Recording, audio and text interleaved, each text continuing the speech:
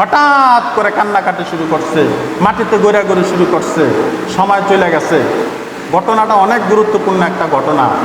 এই অবস্থা কান্নাকাটি কইরা মাটিতে গড়াগড়ি কইরা নদীতে যে ঝাঁপ দিয়া পড়ছে, পাশে নদী থেকে গোসল কইরা আবার কালিমায় শাহাদাত পড়া, আশহাদুল্লাহ ইলাহা পড়া, কালিমায় তৈবা পড়া, নবমুসলিম হইয়া সকলকে বুকে টাইনা নিয়া, যেমন নতুন এক জীবন পেয়েছে। হঠাৎ করে সবাই বলছে, হুজুর আপনি বলেন তো আপনার কি হয়েছিল এই 1 বছর, কেন আপনার এই হাল হয়েছিল? আমি ঘটনাটা সংক্ষেপে শেষ করে দিচ্ছি।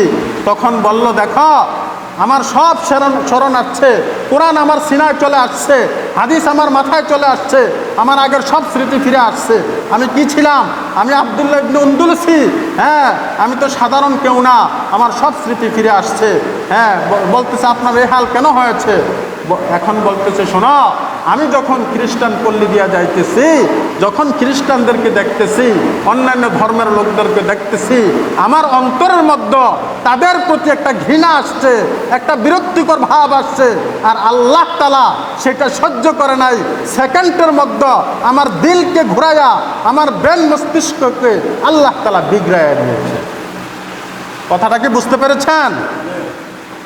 এটা কত শিক্ষণীয় একটা ঘটনা যে এত বড় আল্লাহর ওলি, এত বড় আলেম, মুহাদ্দিস, হাফেজ, মাওলানা, আল্লাহর সৃষ্টিকে ঘৃণা করার কারণে সেকেন্ডের মধ্যে আল্লাহ তাআলা তাকে দিয়ে শুকুর চড়াইছে, তাকে দিয়ে শুকুরের মাংস খাওয়াইছে, তাকে খ্রিস্টান মেয়ের জন্য পাগল করে দিয়েছে।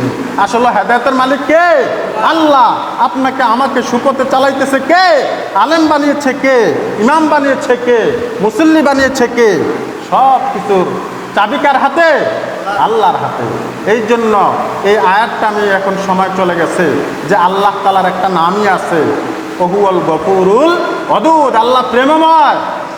আল্লাহ সৃষ্টিকে ভালোবাসা পছন্দ করে, সৃষ্টির সেবা পছন্দ করে, সৃষ্টির উপরে ইহসান করা পছন্দ করে। আল্লাহ বিদ্বেষ, হিংসা, ঘৃণা এগুলো আল্লাহর অপছন্দনীয়। যখন হকের ক্ষেত্রে আসবে, কোনো ইসলামের বিষয়ের ক্ষেত্রে আসবে, তখন এর হিসাব আলাদা।